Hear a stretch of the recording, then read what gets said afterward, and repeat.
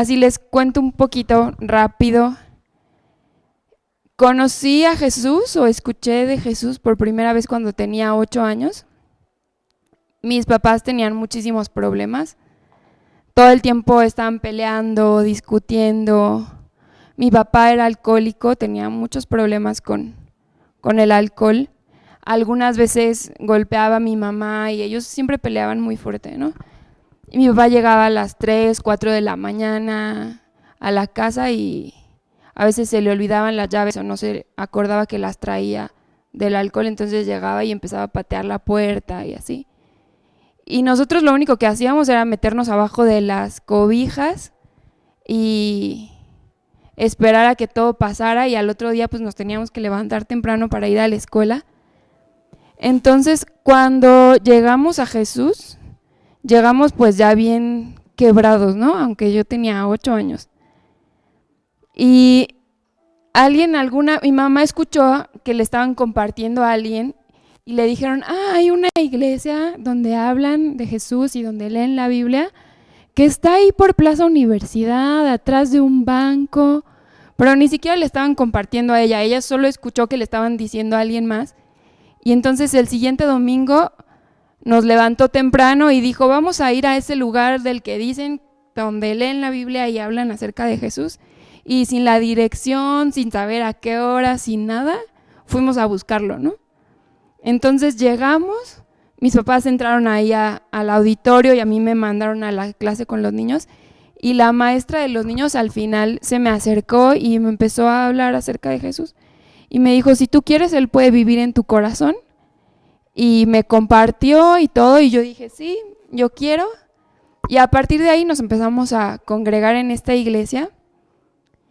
Y yo me acuerdo que todos los domingos éramos un drama, y mi hermano y yo llegábamos con nuestro maestro de escuela dominical y todos los domingos llegábamos llorando y le decíamos, mis papás se pelearon otra vez. Y él era tan amoroso y tan sabio que siempre nos decía, no se preocupen, vamos a orar. Y entonces, saliendo de las clases, se quedaba 5 minutos con nosotros y orábamos por mi papá, todos los domingos, ¿no?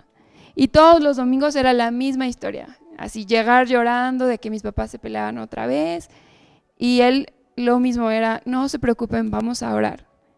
Y orábamos siempre por mi papá. Entonces, cuando yo tenía más o menos como 12 años, mi abuela era como la cosa más increíble para mí. Era como la persona que yo sentía que me escuchaba, que me amaba. O sea, mi abuela marcó mi vida de una manera que ustedes no saben. Ella leía la Biblia, oraba, ella era católica, pero leía la Biblia, daba gracias por los alimentos. Ella vivía en un pueblo en la Sierra de Hidalgo y siempre estaba la puerta de su casa abierta, literalmente. Su casa estaba en el centro de la plaza, y lo que ella hacía era abrir las puertas de su casa y venía toda la gente de las comunidades y cualquier persona podía entrar, sentarse en la sala, y cuando una persona se sentaba en la sala, cualquiera de los que estuviéramos en la casa teníamos que ir a servirles un café, un pan, un plato de frijoles con tortillas o mole. Eso, siempre mi abuelita tenía eso. Entonces cuando veíamos que alguien se sentaba, ya corríamos a la cocina para ir a servirle a todas las personas que llegaban, ¿no? Entonces, pues ella tenía un corazón para Dios siempre. Siempre me obligaba a ponerme vestido para ir a la iglesia, para ir a misa y a llevar flores ahí a la misa. Pero yo sé que ella tenía un corazón para Dios, ¿no? Entonces, cuando yo tenía más o menos como 11 años, ella murió.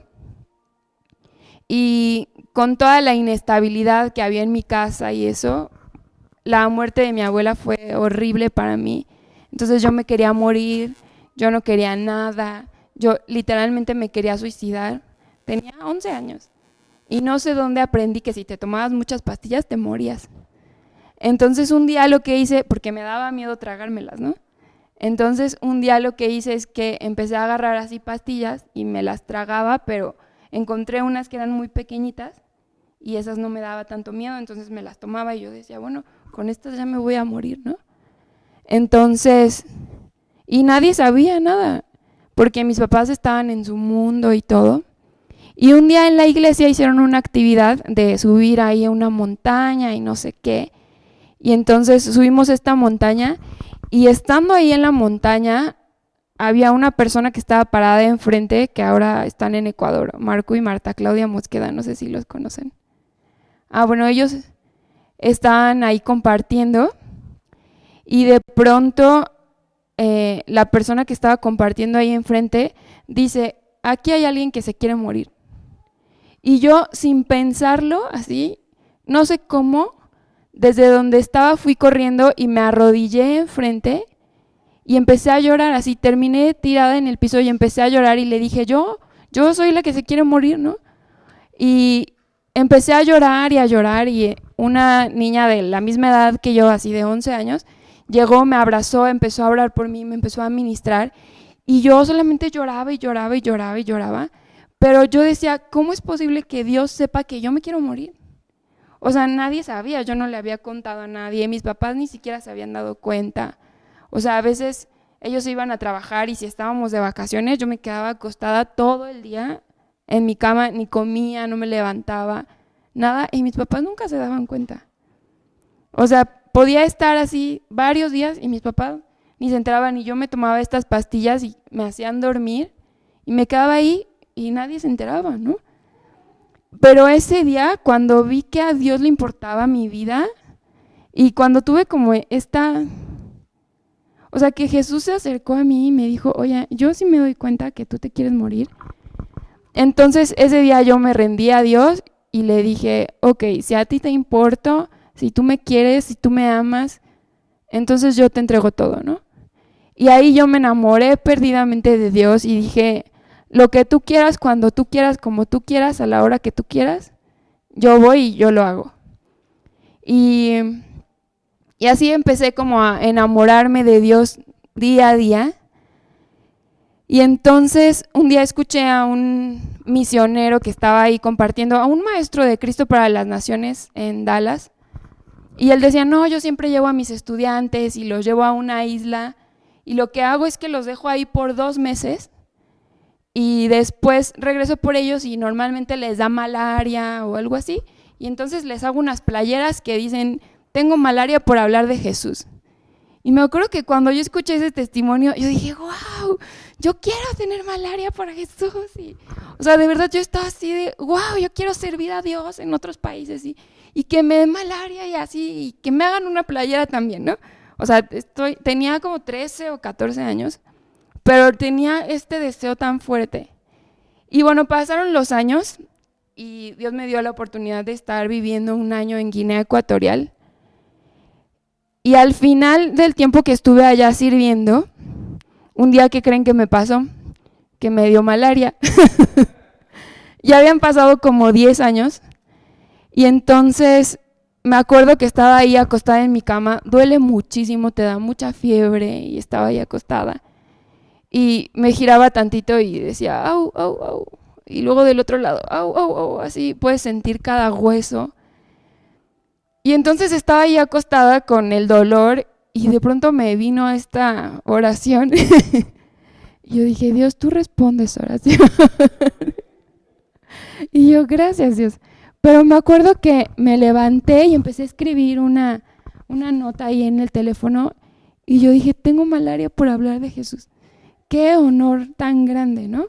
Entonces ya no importaba el estar enferma o no, o así. Ya decía, pues esto ya se me va a quitar. Pero qué honor tan grande el padecer por hablar de Jesús, ¿no? Por hablar del Evangelio, de verdad, qué honor. Y el último tiempo que estuve allá, pude compartir ahí y muchas personas aceptaron a Jesús y todo. Y recuerdo que terminando la reunión, era el último fin de semana que iba a estar ahí, le dije a Dios, no importa lo que haya tenido que pasar, todo lo que haya tenido que vivir, porque bueno, como se imaginarán, hay muchas historias ahí. de que un día no tienes ni qué comer ni nada, pero en todas siempre ver la mano de Dios, y me acuerdo ahí decirle, Dios, no importa lo que tenga que pasar, si yo puedo hablar de ti, lo quiero hacer, ¿no? No importa dónde tenga que vivir, si yo puedo hablar de ti y tener este privilegio, lo quiero hacer. Entonces, cuando me pidieron Jan y Daniel de estar aquí, me dijeron, queremos que hables sobre servir a Dios, ¿no? Y yo dije, bueno, sí, o sea, hay mucho en la Biblia sobre servir a Dios. Hay muchos hombres que recibieron un llamado, otros que no lo recibieron, pero que sirvieron, como Isaías, que estaba ahí, que se encontró con Dios en el templo y que pues Dios como que le suelta ahí una necesidad, no lo está llamando directamente, pero le presenta una necesidad, y después Isaías dice, bueno, yo voy, ¿no? Yo aquí estoy. Entonces, sí hay mucho de servir a Dios en la palabra, pero no hay nada como encontrarte con Dios y que habla tu corazón, y una vez que lo hace, no te puedes resistir a Él, a lo que Él quiere hacer contigo, a lo que Él quiere pedirte, o a la obediencia a Él. O sea, no hay manera de resistirse a Él, ¿no? Entonces, me gustaría que leyéramos esta parte de Isaías 6. En el año en el que murió el rey Usías, vi yo al Señor sentado sobre un trono alto y sublime, y sus faldas llenaban el templo. Por encima de él había serafines, cada uno tenía 6 alas. Con 2 cubrían su rostro, y con 2 cubrían sus pies, y con 2 volaban. Y el uno al otro daban voces diciendo, Santo, Santo, Santo, Jehová de los ejércitos, toda la tierra está llena de tu gloria. Y los quiciales de las puertas se estremecieron con la voz del que clamaba, y la casa se llenó de humo. Entonces dije, ay de mí que soy muerto, porque siendo hombre inmundo de labios, y habitando en medio de pueblo que tiene labios inmundos, han visto mis ojos al Rey, Jehová de los ejércitos.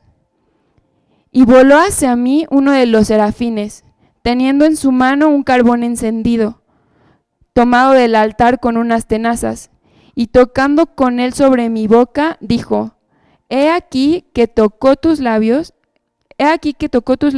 y es quitada tu culpa, y limpió tu pecado. Después oí la voz del Señor que decía, ¿a quién enviaré? ¿Quién irá por nosotros? Entonces respondí, heme aquí, envíame a mí. Entonces, pues aquí iba llegando Isaías, estaba ahí Isaías al templo, a lo mejor estaba con un corazón afligido, con una necesidad, yo no sé. Y de pronto, imagínate, entras así a lo que haces cotidianamente, llegas y está ahí parado, ¿no? Alto y sublime, o sea, no, yo no me lo puedo imaginar, pero dice, y vi yo al Señor sentado sobre un trono, o sea, imagínate, un trono alto, y además era sublime, y sus faldas llenaban todo el templo, o sea, llenaban el templo.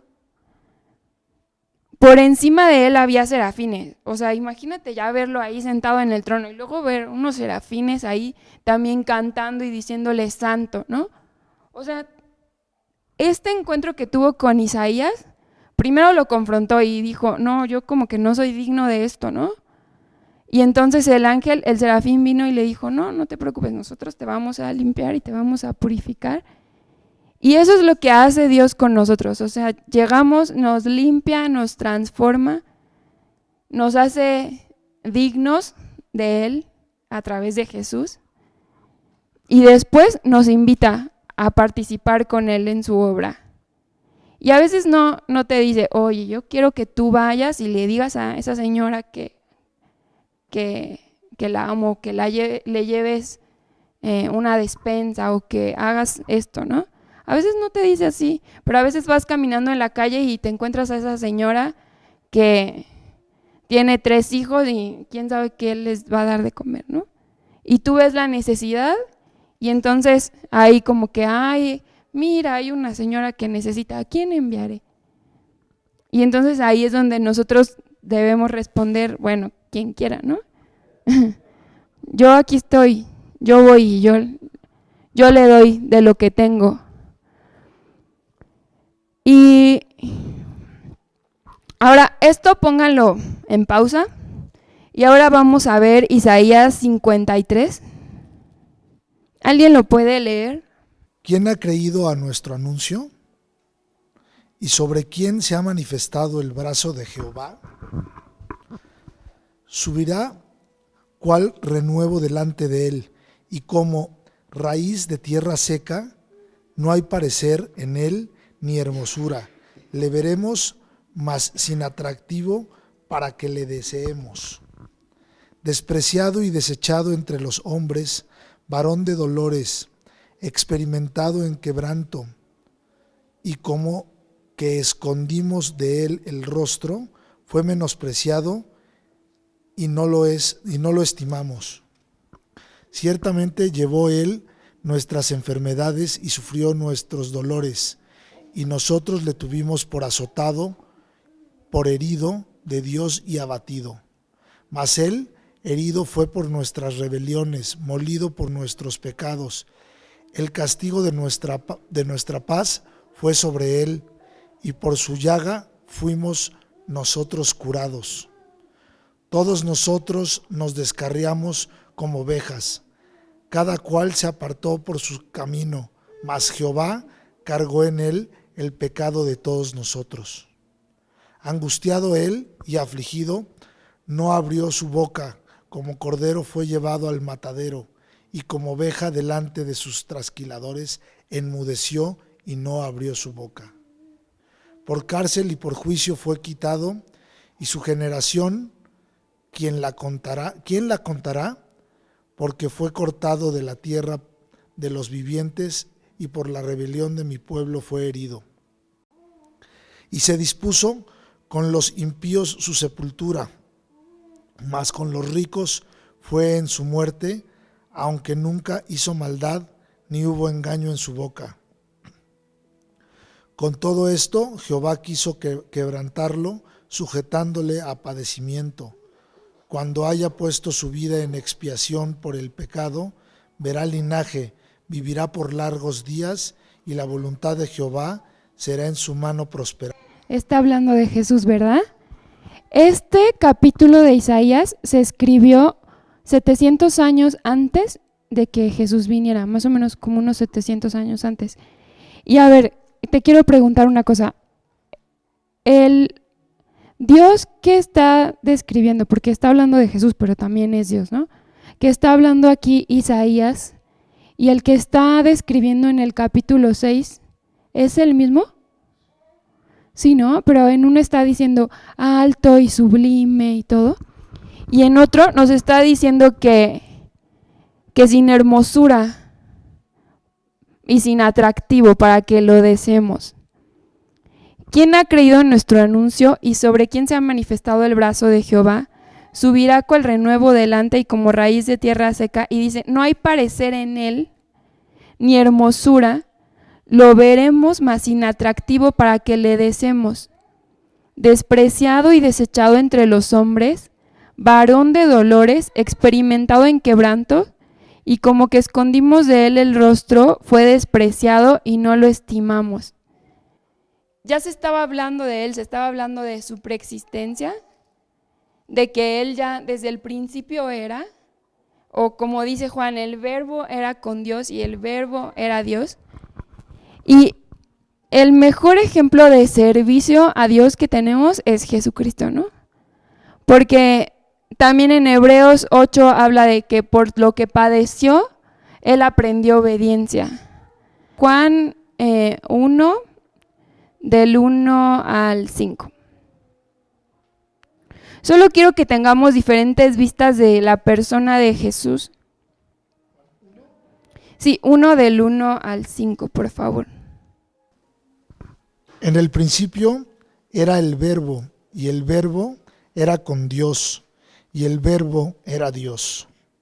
Este era en el principio con Dios. Todas las cosas por Él fueron hechas, y sin Él nada de lo que ha sido hecho fue hecho.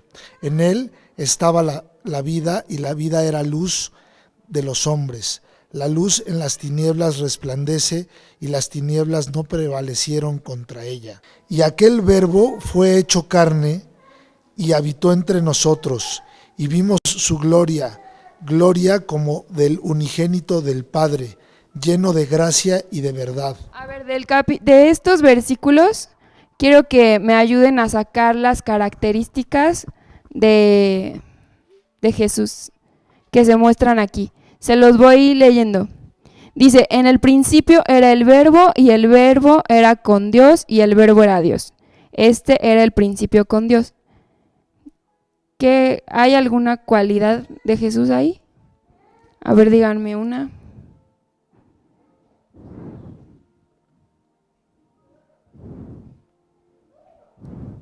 Que Él es eterno, ¿no? Porque Él ya estaba desde el principio. Desde el principio ya era. Y luego, por ejemplo, dice, todas las cosas por Él fueron hechas, y sin Él nada de lo que ha sido hecho fue hecho.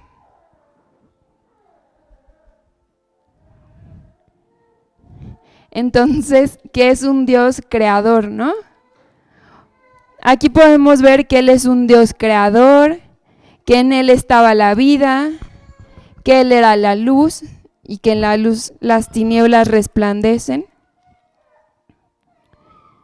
Y luego en el 14 dice que estaba lleno de gracia y de verdad. Entonces, o sea, este mismo Dios que era creador, que era Señor de todo, que está desde el principio, o sea, este Jesús del que hemos estado viendo es el que se hizo hombre.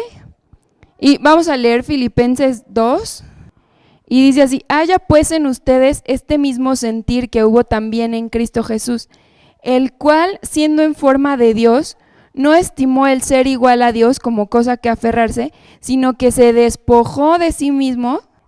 Entonces, pues ahí está hablando de ese Dios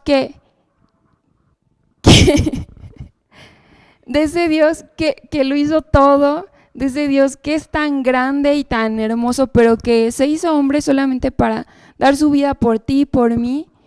Y lo que estábamos viendo hace rato en el video, ¿no? O sea, Él padeció, sufrió, y Él decía, a mí nadie me quita la vida, yo la pongo, yo la doy por ustedes. O sea, yo la pongo por ti, ¿no? O sea, a mí no me importa, yo pongo mi vida por ti. Entonces, o sea, Él dice, no me importó dejar el cielo, dejar este trono alto y sublime, o dejar todos esos ángeles que le cantaban, sino que Él dijo, no, o sea, esto que tengo aquí, este trono, este cielo, lo estimo menor por ir a la tierra y poner mi vida por ti. Entonces, si Él no escatimó en nada, y tenía de este lado, tenía puesto aquí el trono, el cielo, y del otro lado, imagínate, estabas tú. Y de pronto se paró enfrente y dijo, a ver, vamos a ver, el trono, los ángeles, y luego te vio a ti, y dijo, no, sí vale la pena, sí vale la pena, sí voy. Entonces Él dijo, sí, está bien, sí pongo mi vida. Y todavía estando aquí en la tierra, Él de pronto le decía a Dios, oye, como que mejor ya no, porque ya había venido, ¿no? En obediencia y todo, y estaba ahí y decían, a lo mejor si hay otra manera en la que podemos hacer esto, que pase de mí esta copa, ¿no? Pero Él decía, pero que no se haga mi voluntad, sino la tuya, que se haga lo que tú quieres. Y en Hebreos también habla de que puesto el gozo por encima, o sea, Él tenía el gozo ahí, que eras tú y yo, y compartir la ¿cómo se dice? Eternidad contigo y conmigo. O sea, ese era su gozo, y no le importó el vituperio, Que yo creo que más que eso, más que los golpes, más que la burla y todo, o que le dijeran, a ver si tú eres Dios, bájate. Pues claro que se podía bajar. Pero más allá de eso, yo creo que lo más fuerte era la separación que iba a tener con el Padre, ¿no? Y el otro día estaba platicando con mi esposo y él me decía, ¿sabes qué? Como que el sacrificio de Jesús, no sé, si Dios ya sabía qué iba a pasar, no tiene chiste. Y yo, ¿qué te pasa? Es como muy blasfemo lo que estás diciendo. Y entonces le decía, a ver, vamos a poner a nuestro hijo ahí, ¿no? O sea, en una situación terrenal de nosotros. Vamos a ponerlo. Lo prestamos para que lo golpeen. O sea, al final todo va a salir bien.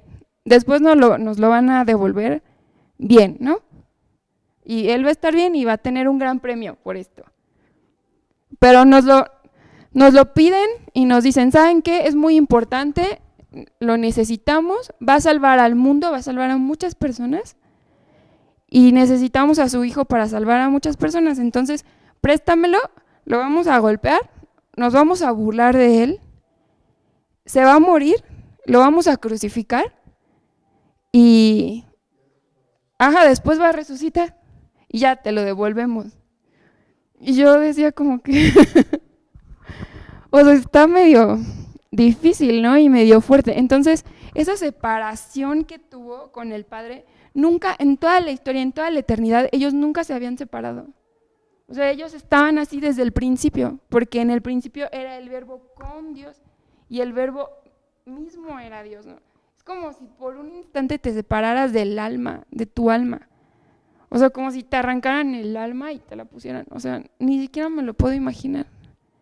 Y que tienes el alma y de pronto ya no la tienes y ya no sientes nada ni nada. O sea, te falta algo de lo que tú eres, ¿no?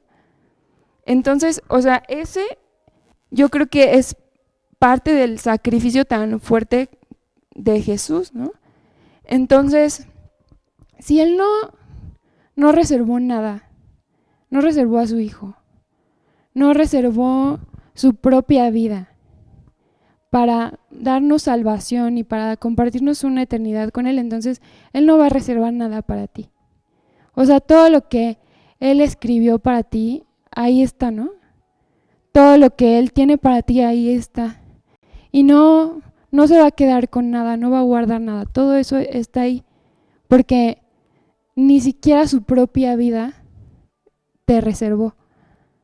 Entonces, sabiendo eso, hay que ver cómo vamos a responder, ¿no?